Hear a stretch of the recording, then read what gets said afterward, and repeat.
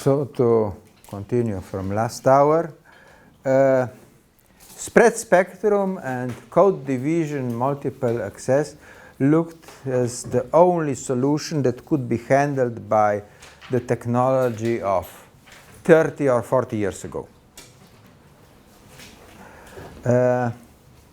It was not a particularly efficient one, but it was the only one engineers know how to design this hardware. I'm no longer mentioning it much in my lectures. We also no longer have laboratory exercises with CDMA because 20 years ago we still had some experiments with students to see how CDMA works, how CDMA handles interference and so on. So all this we had on the board. We could actually see in the laboratory, but I'm no longer doing these experiments because this is obsolete. It was superseded by better technologies. So where did other systems start?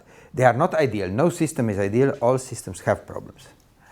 It started also more than half a century ago, around 1950, using the ionosphere.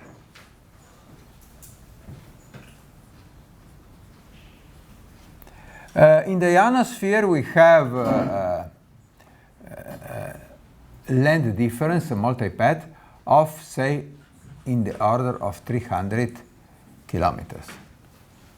This means that our fading period delta F will be C0 over delta L will be in the range of 1 kilohertz. That's very bad multipath distortion. What does that mean? A signal that has a 1 kilohertz bandwidth is already totally distorted. So the idea was to have ionospheric transmissions at very low data rates. So keeping, say, the bit rate in the range of 100 bits per second, or 100, if we had more complex communication, symbols per second. This is the limit of the ionosphere. And nothing can be done because this is a naturally given limit considering the different radio paths through the ionosphere. So the idea at 150 was to use multitone transmission.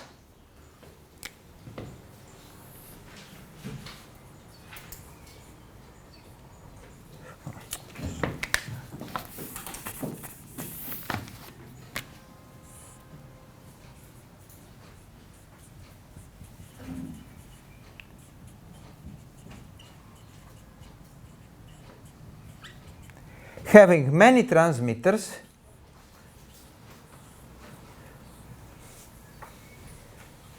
one, say, two, say, n, each transmitter generating just a signal, each modulator generating just a signal of 100 bits per second, and all this combined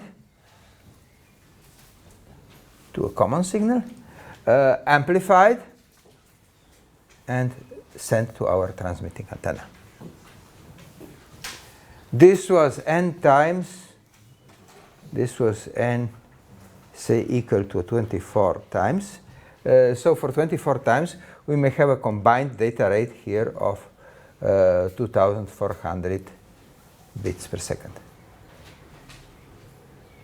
This can work because every single transmitter operating at 100 bits per second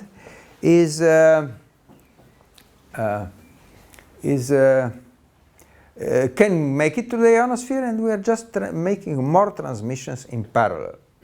Though there are problems here. It's not that easy to do. And where are the problems? The problems are we need lots of hardware. So first problem was this hardware here.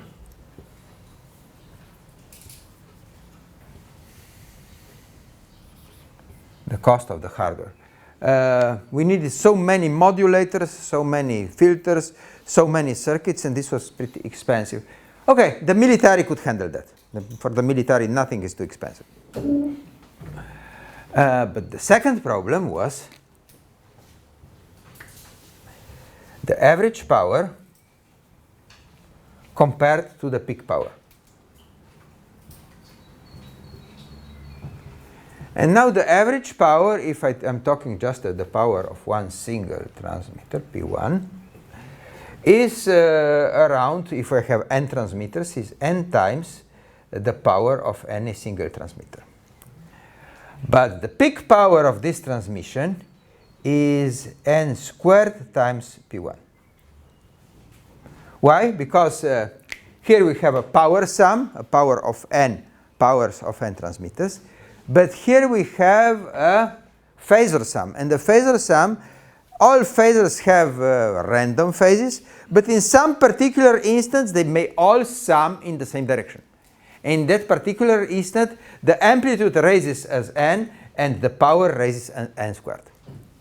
So such a transmitter, if I group this thing together, the peak to average power ratio, this is now maximum power of the transmitter over the average power of the transmitter. This thing here is now proportional to n squared over n is proportional to n. And if we had 24 transmitters, we needed a very powerful transmitter capable of generating this maximum power for a very rather small average transmitted power. Again, if I talk about users, the military were not worried about that. For the military, any cost is okay as long as they have communication. So they didn't even care, the military, about this poor efficiency. But this poor efficiency is actually fighting us all of the time. But this thing can get through the ionosphere. So this was the cost to make it through the ionosphere. With higher data rates, say, I am talking 70 years ago, 990, 150, 240 bits per second. For 240 bits per second, having 24 independent transmitters, this was a box 2 meters high, 1 meter wide, half a meter deep, to enclose all these transmitters with vacuum tubes, of course, at the time. But it could be done. At very high cost, but it could be done. Now, the issue is, can we do this thing cheaper, more viable? With some problems we are still left with, but with other problems we can solve. And the issue making many different transmitters here is to trying to do this digitally. So in our, if I have here any symbols,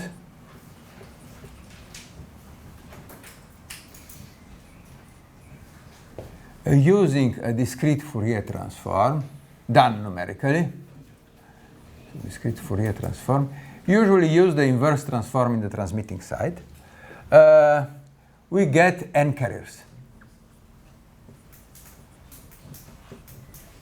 So we get the equivalent of n transmitters here. Okay, we can go to the DA to A converter. We can amplify this thing and transmit this thing. Amplify, but better to write it. This is a power amplifier. Power amplifier. And transmit this over our radio channel that has multipath.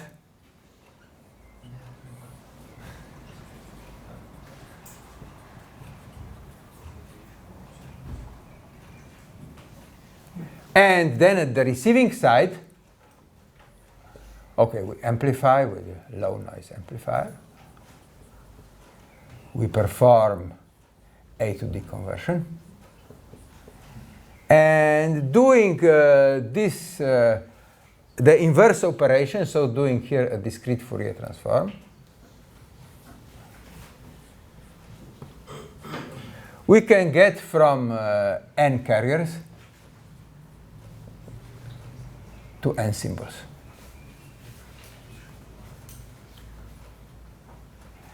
Now, the very important thing is that we have very efficient algorithms to do that. So we can perform here a fast Fourier transform algorithm. The inverse fast Fourier transform, the difference between the inverse transform and the direct transform is just flipping a sign. So it's not really a big difference. And we have a fast Fourier transform in the receiver. So this can make things cheaper. Also, what can be done in this system, here this was, this system we were talking about here, this multitone transmission, was frequency division multiplex. Could be called frequency division multiplex. Using FFT or DFT, we can go to orthogonal frequency division multiplex. Why this orthogonal here?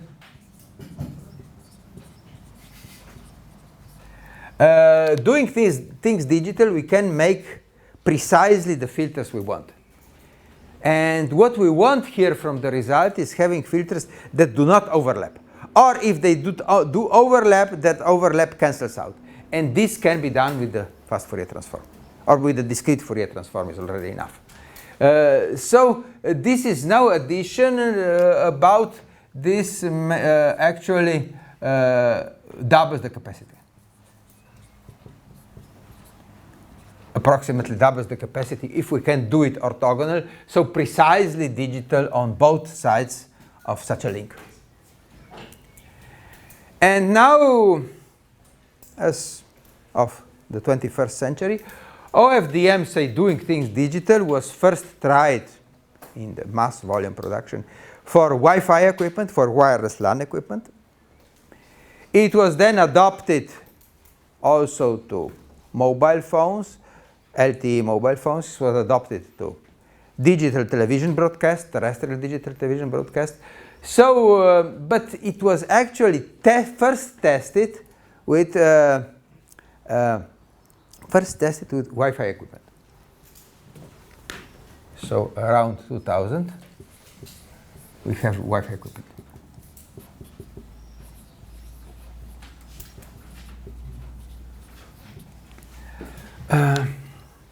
Was first tested. Now, designing such a system has many degrees of freedom. We can handle many different delays, multipath delays, for many different purposes. Say Wi-Fi equipment usually works inside a room. So inside a room, you do not have delays more than 10 meters.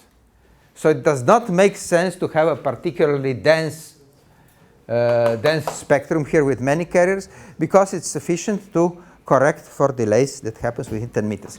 Something completely different is digital television broadcast. In digital television broadcast, we may have delays of tens of kilometers.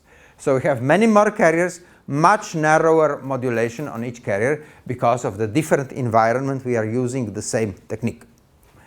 Mobile phones are somewhere in between. So Wi-Fi equipment has here, if I'm talking just about the frequency spacing, not the period of the multipath. Wi-Fi equipment has about, this is now not the spacing between carriers, say carrier spacing.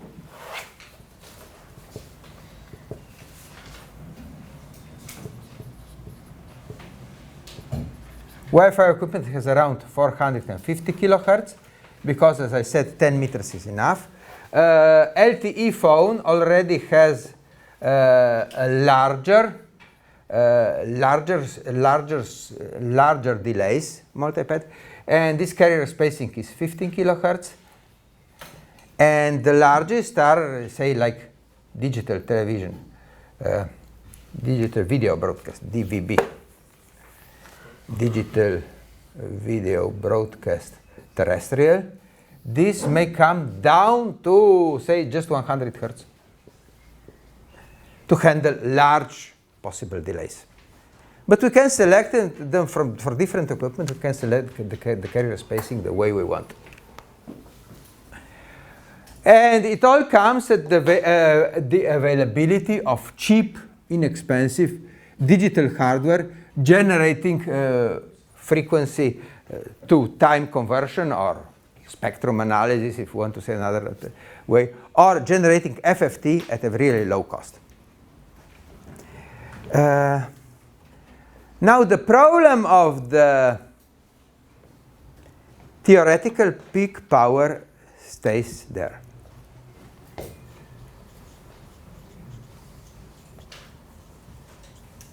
This theoretical peak to average power ratio is still there, and if we have 8,000 carriers, say like with digital television broadcast, if we have n 8,000 here, we may have n just 48 for the Wi-Fi equipment.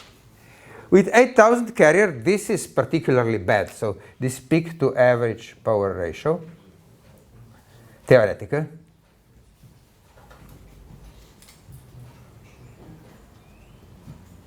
is now this 8,000. So this makes a very poor efficiency transmitter because we need the full peak power, but the average power will be much less than the peak power. So we are mainly running our transmitter idle, transmitting nothing also. So we are still left with this theoretical figure. But in the practical world, we do not have now the time to perform all the derivation for the practical world.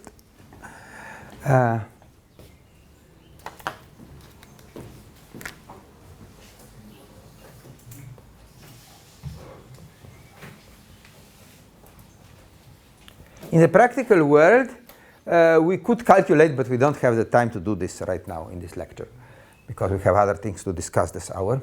In the practical world, it's enough to have the maximum power around, say, 10 to 30 times the average power. So having a peak to average power ratio of between 10 up to 15 decibels. It's not as bad as this one here. The theoretical number is huge, 8,000. 8,000 in decibels is almost 40 decibels, 39 decibels. That's way too much to make an efficient transmitter. But in the practical world, we can live with smaller figures, and actually most nowadays, most practical OFDM nowadays use this transmitter backoff of between 10 dB and 15 dB. Below 10 dB, the signal gets very distorted because part of the signal is missing. And above 15 dB, we do not gain anything because there are other sources of distortion, not just the nonlinearity of the transmitter. So the peak to average power ratio is now between 10 and 15 dB. This also means, on the other hand, that the efficiency of the transmitter, will be now the average power, compare average power divided by maximum power. And here is the efficiency at the saturation of the transmitter.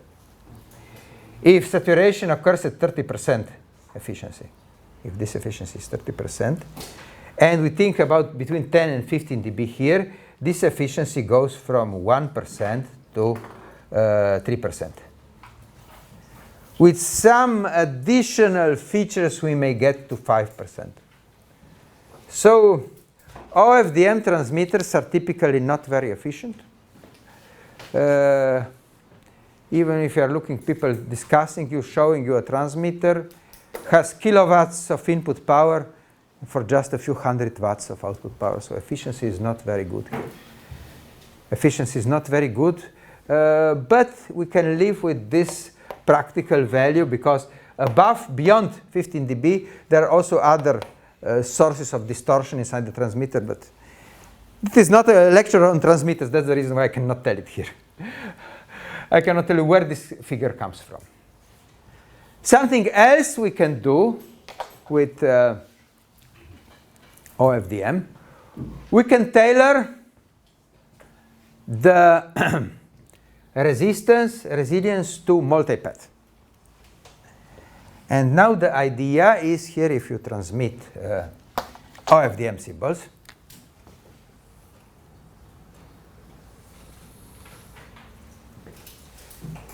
you transmit one symbol, but inside the symbol you also repeat everything. I will try to draw it using different colors here. Maybe just to show you an idea.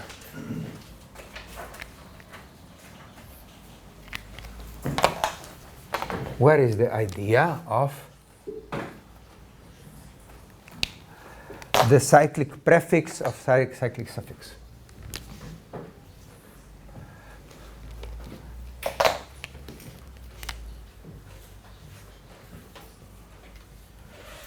So this is actually our signal. We need to transmit, to have the whole spectrum of the signal transmitted without, with orthogonality. So this is a result, DFT, the DFT result, DFT. What we intentionally add here, the result of the discrete Fourier transform is overly cyclic. We add a cyclic suffix or a cyclic prefix.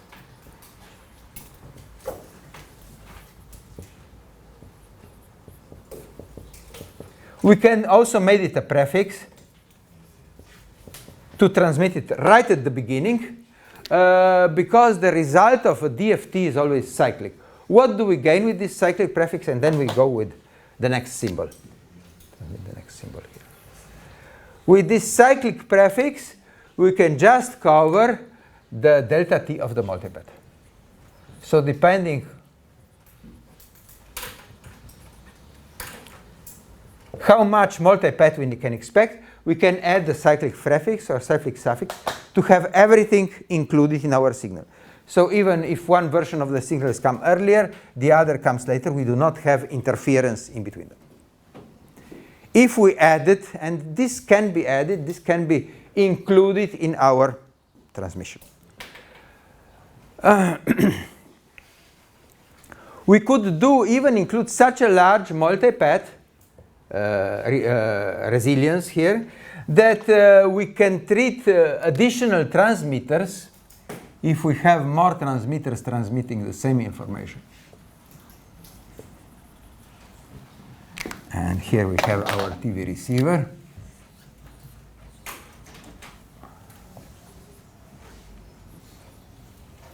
If all transmissions transmit the same information, this is actually exactly the same as we had reflection here. So this is called a single frequency network.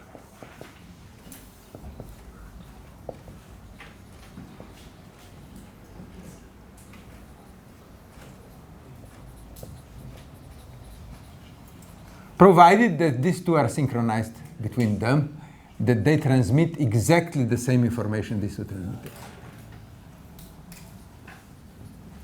Synchronized. We can handle the next transmitter just as a reflected signal, provided that this cyclic suffix or cyclic prefix is large enough, is long enough time-wise. And that this thing doesn't really save much in mobile telephony or in Wi-Fi. But in digital television broadcast, it saves a lot, because we have the same programming being transmitted from all transmitters with the same content, and simply the other transmitters just act as sources of reflected waves. And it's enough to have one frequency channel for all transmitters in the network transmitting the same information. Not different information, but the same information. And that's this single frequency network is a clear advantage of OFDM. So this is to briefly explain OFDM. Time is running, and I don't have much time to discuss anything longer here. I'm sure that you had OFDM explained also with other courses. Other courses you have this school. Other people had explained OFDM. What those people tell you, they will tell you about single frequency network. They will tell you about the cyclic prefix. What they don't tell you about, they don't tell you about the poor efficiency of the OFDM transmitter. This is something that comes with. OFDM comes with, together with the poor efficiency of the transmitter, as long as we have this kind of amplifiers as we have for radio transmissions, amplifiers that know saturation. I'm talking saturation here. If we had somewhat different amplifiers, like in optics, we have optical amplifiers, laser amplifiers. Laser amplifiers may have a huge saturation power. Erbium-doped optical fiber amplifier has a huge saturation power, and that's the reason why frequency division multiplex or wavelength division multiplex is commonly used in optical cables, because we have a different kind of amplifiers that introduces different kinds of distortion, not the signal saturating somewhat. So the solution nowadays is to use orthogonal frequency division multiplexing. What is now the effect of fading? The effect of fading is that if I have n carriers here, n carriers at this point, now my transmission path may corrupt some of these carriers. Say I may have a transmission 0 somewhere. Okay, a few carriers are lost. I can recover all the information from the other carriers. So I badly need here to transmit some redundancy. I need redundancy. I need forward error correction coding. But this forward error correction coding is rather simple here. With OFDM, I just know which frequency was not received because I have no signal here. I just eliminate this data because this is certainly wrong. And I have to recover all that data that was lost from the additional data, from the additional redundancy that's built inside the signal. So OFDM does require forward error correction coding, but this coding is not complicated, especially is not as far as complicated as the coding that was used for UMTS for code division multiplexing. Code division multiplexing required very good error correction coding, while OFDM requires just a simple coding to replace these lost carriers in the middle of the band with information that's transmitted elsewhere else. So this is relatively simple to handle. When we have done all this, it's relatively simple to handle the multipath problem. We just replace here the missing carriers. But we have to pay for the poor transmitter efficiency. We need some hardware, and this hardware now can be put in a single chip, so that's not a problem. So this is just about where things are going. Now everyone is talking about OFDM. The Chinese think OFDM is the only thing that's viable, but there are other solutions also. Let's see what will happen in the future with radio transmission. Now OFDM is very in fashion here, but it's just a fashion. It's not necessarily good for some applications. It's just a fashion, OFDM. I have to talk about other things this hour, so I'm a little bit short with time. So, we were talking about transmitting a certain amount of data over a certain distance. And we were trying to do the best, starting with 70 years ago through the ionosphere using multitone modems. But is there anything else we can do with the signal? Okay, already here we used more than one transmitters. We connected transmitters in parallel, but this power amplifier has problems here. Can we do things yet in a different way? Well, the idea now is to actually allow interference between transmitters operating on the same frequency. So I have transmitter A, transmitter B, transmitter C. But all of them are on the same frequency, and every transmitter is equipped with its own antenna. all transmit in the same frequency band, say F0 for all. F0, F0. What happens on the receiving side?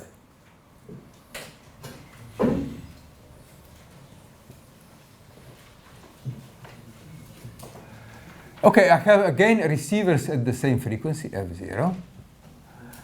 Maybe I have some gain. But now each of these receiving antenna is receiving actually a sum of 3 signals in the same frequency band. So each antenna has quite a poor signal-to-noise ratio, if any. Signal-to-interference ratio is any. Now what we are trying to do here now is to use the multipath environment. So this ray may go the direct way, it may also go through multipath. This transmission here may go a reflection from here, may also go a reflection from here. And this transmission here may have just the direct ray.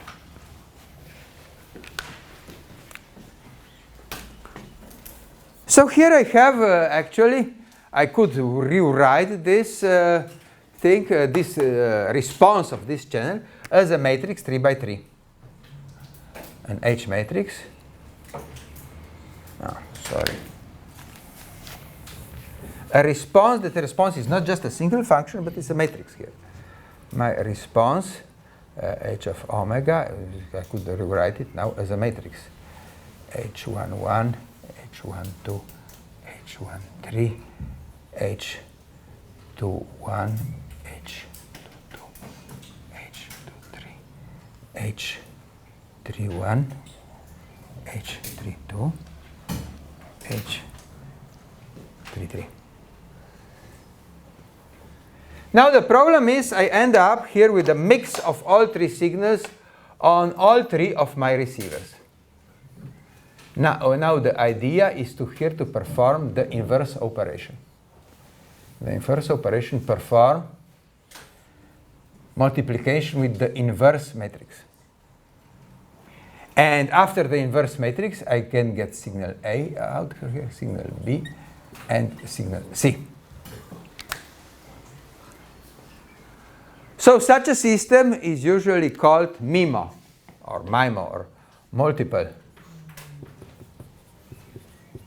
in, multiple out.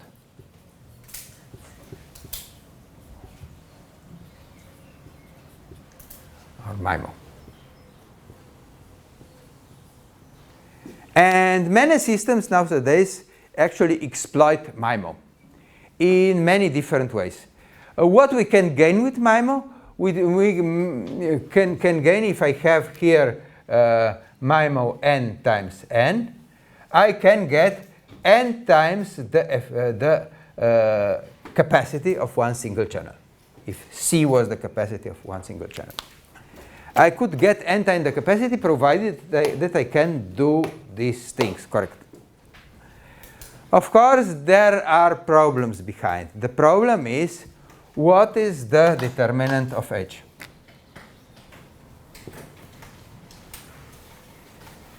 Of our H, what it is. Of course, the determinant may be 0. If the determinant is of a matrix is 0, I cannot compute the inverse matrix. So it is not that simple as was described here. Here I discussed that I have reflections, I have different transmission paths, but I may not get a large determinant. A large determinant makes good signal-to-noise ratio. So low, small determinant of H means low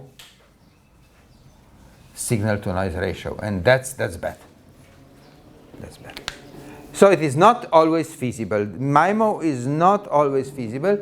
If it has quite a complex transmission path, it can work. For instance, MIMO works very fine with Wi-Fi, because Wi-Fi equipment is used inside the room, and in a room you have many reflections of the walls, of the ceiling of the room, and you can get quite a large determinant, so this thing can be computed.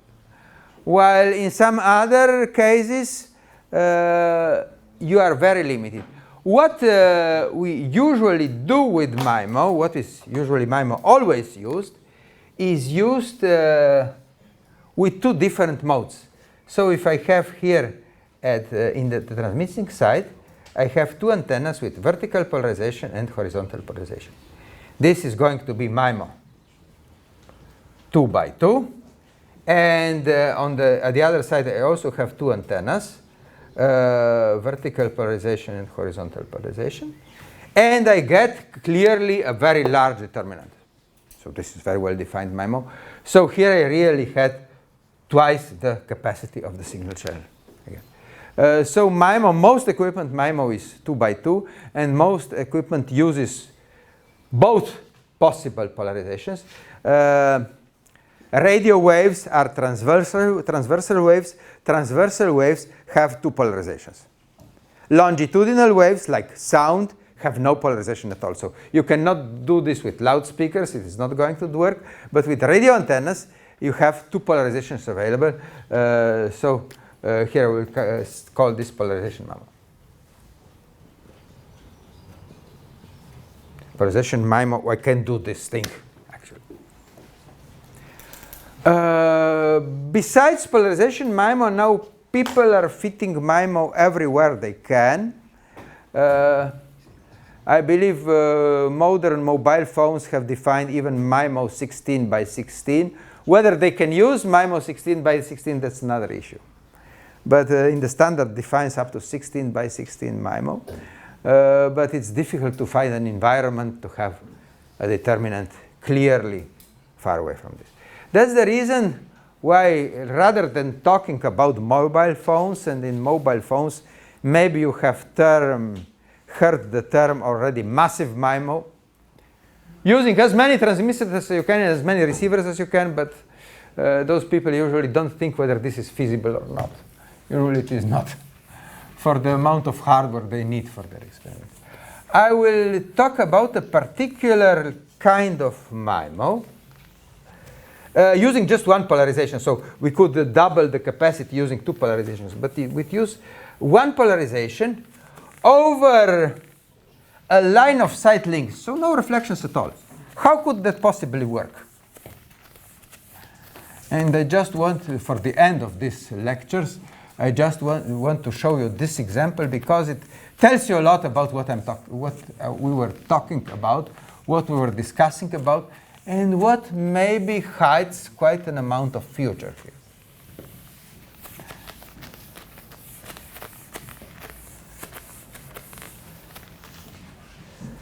So the trick now is to put two antennas with the same polarization, so I'm not playing with the polarization, at the same vertical distance.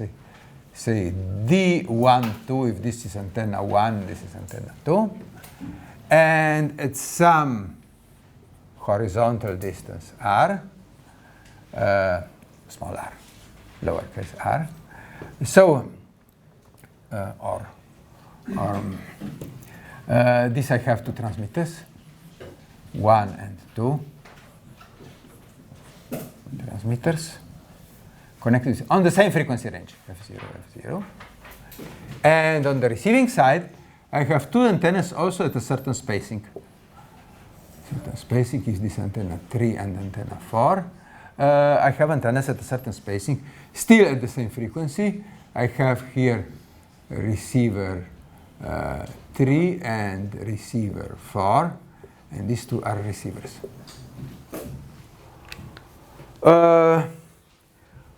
How can now I perform in line of sight conditions MIMO?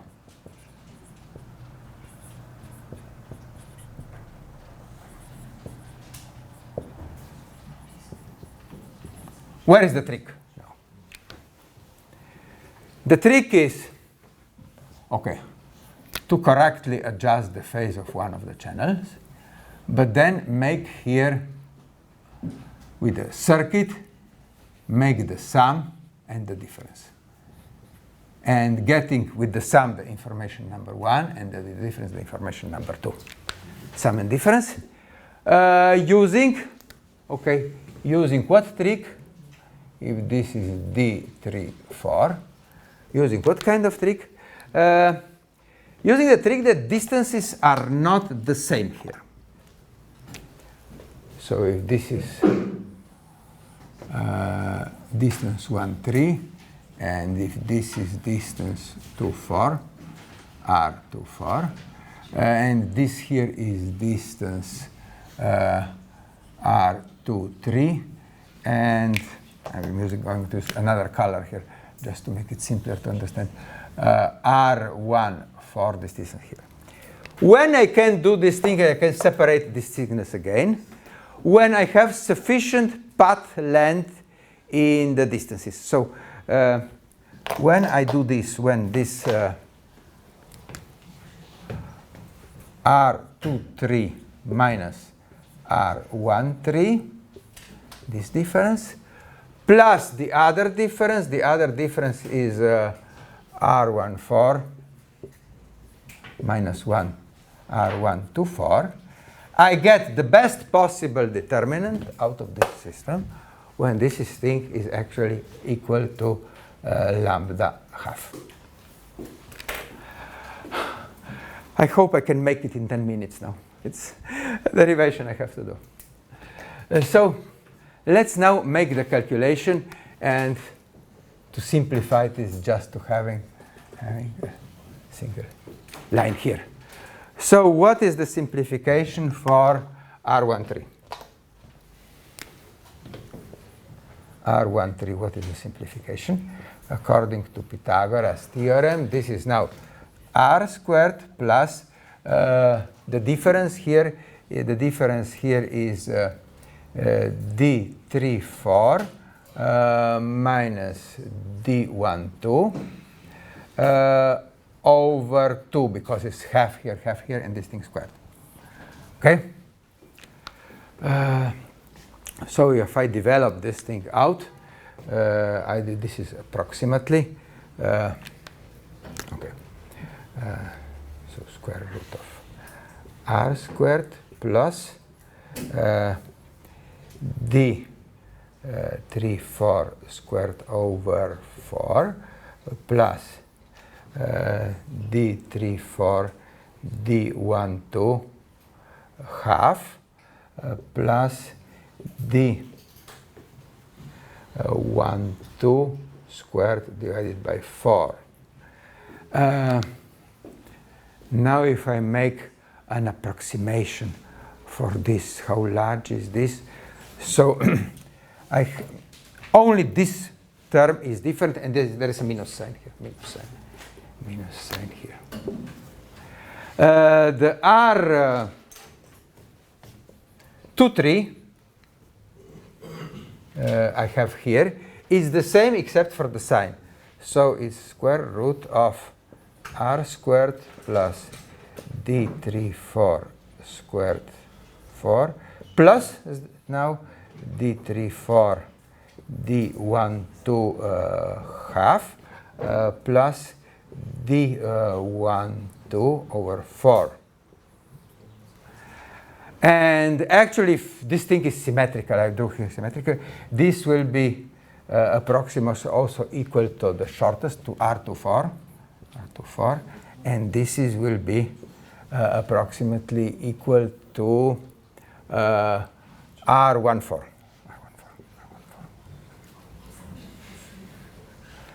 So if I rewrite now this difference, if I subtract this, I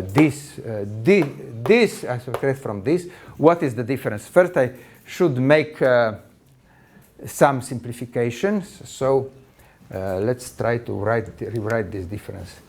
R23 minus R13 plus R14 minus R24. What is it right now? Here the leading term is R squared.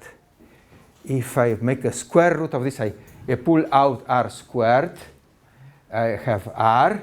I have to divide everything by R squared over here.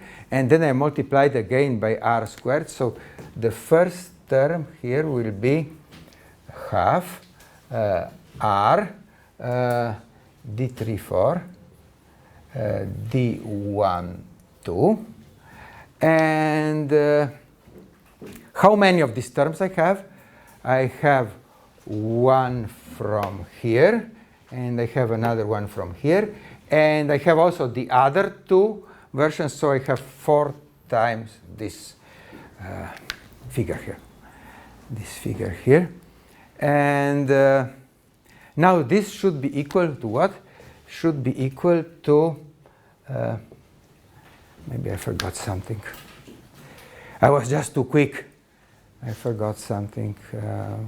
4 of these terms.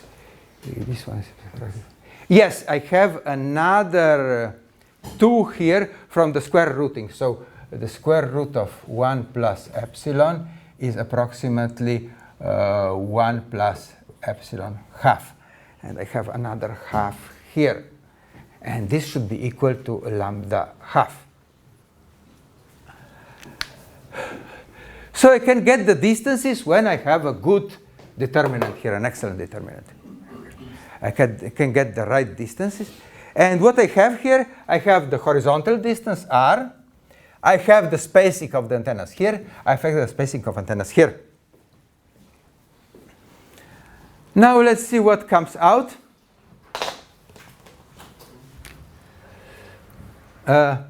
It's 2 divided by 4, so that cancels out. So this thing here now becomes, if I put lambda down and r up, this thing gives us r is equal to 2 times d1, what is what, 3, 4? 3, 4, d1, 2 over lambda. What is this result now? This result, you maybe, we talked about the Rayleigh distance.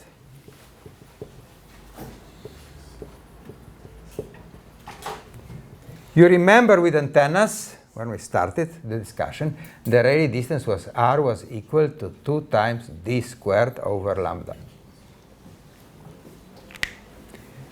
We got that it's the actual, this d is actually the geometrical sum of d34 and d12. So if I fix one of them, I get the other one. What is? And then I have, at the Rayleigh distance, I get the major determinant. Let's also explain this further on. This difference we have here.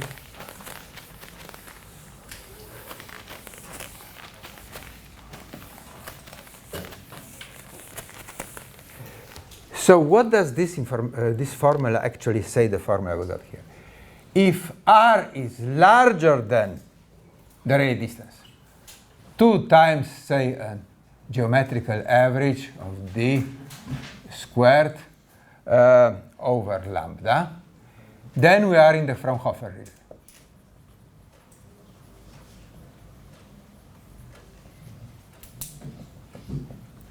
And we have only 2 polarizations.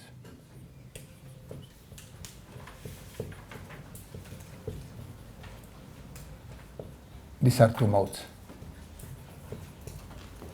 But if the distance is smaller, say, this is something we wanted to avoid in our lab. When we were measuring antenna, we always say we have to comply with the Rayleigh distance. Antennas have to be spaced far enough. Now I'm telling just the opposite. If we go to shorter distances, to average of distance squared over lambda, we get in the Fresnel region.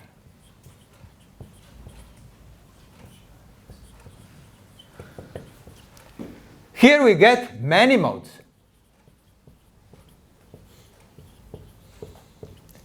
In the Fresnel region, what we can do actually, we can transmit an image made from pixels. So many modes are really many pixels of an image.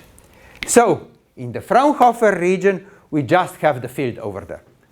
just one replica of that field came, though with two polarizations. Two polarizations because of the transversal waves we have. But in the Fresnel region, we can transmit pictures. So we can put lenses and transmit a picture made of many pixels, and every pixel transmits its own information over here. This is the explanation what is happening behind. So at short distances, we can transmit pictures. We have many more modes here. Let's see how this thing is large. So what is D here? If I choose, say, R is 10 kilometers, this is a microwave length. Say lambda is 2 centimeters. This makes sense. What is now D? Our D, if we calculate it out of here, so our D is now a square root of what? So here we have D squared. I put R here. So now I have here lambda here and 2 here. I have R times lambda half. So this square root is now 10,000 meters times. My example here is 15 gigahertz microwave link.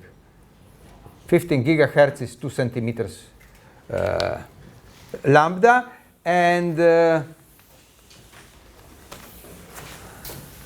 wavelength of 2 centimeters, and a 10 kilometers distance. So 0.02 meters divided by 2.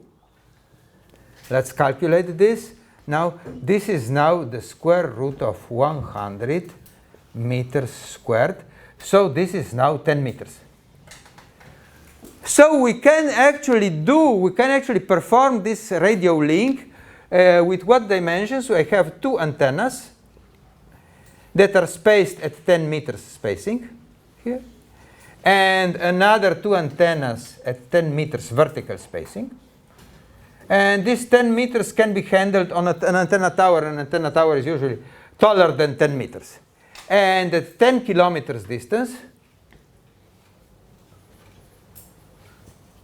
at a frequency of 15 gigahertz, I do have line of sight MIMO.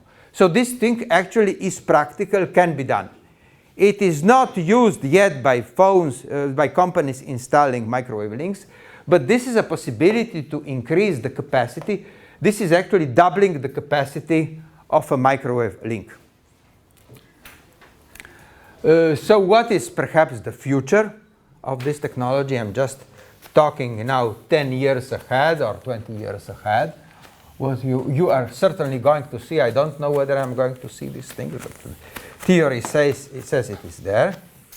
The future within 10 or 20 years is the following.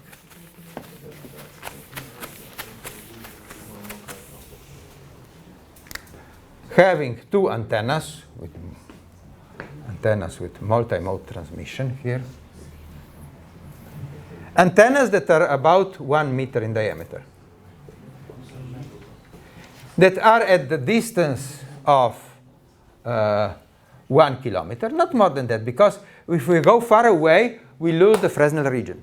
You have to stay within the Fresnel region, using a frequency of, say, around 100 gigahertz, and having the capacity well beyond 100 gigabits per second.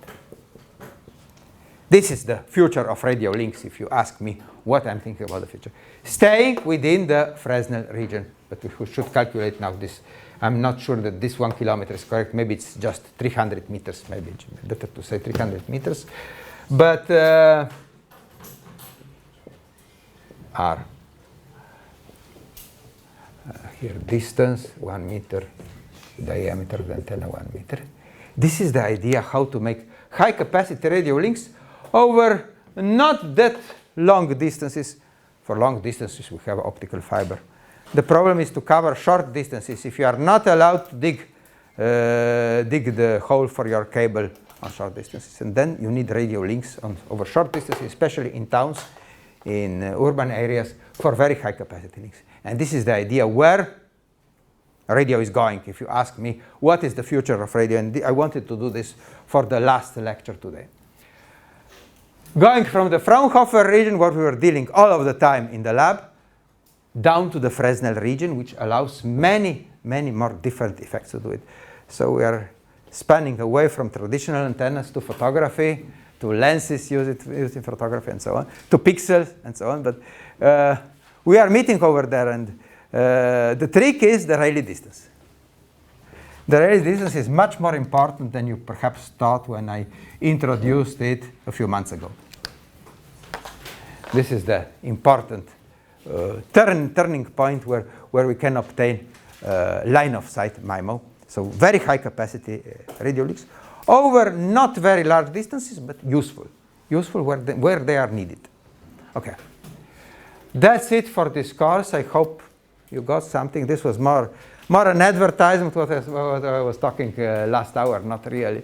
Also talking about OFDM. I should talk much more about signal processing. I cannot do it because I do not have the time just to explain what we were doing. Talking about line-of-sight MIMO, that is probably quite a different future for radio communications, at least the way you consider them up to now. Things are moving in a slightly different way. So we are left with the last midterm for the next hour.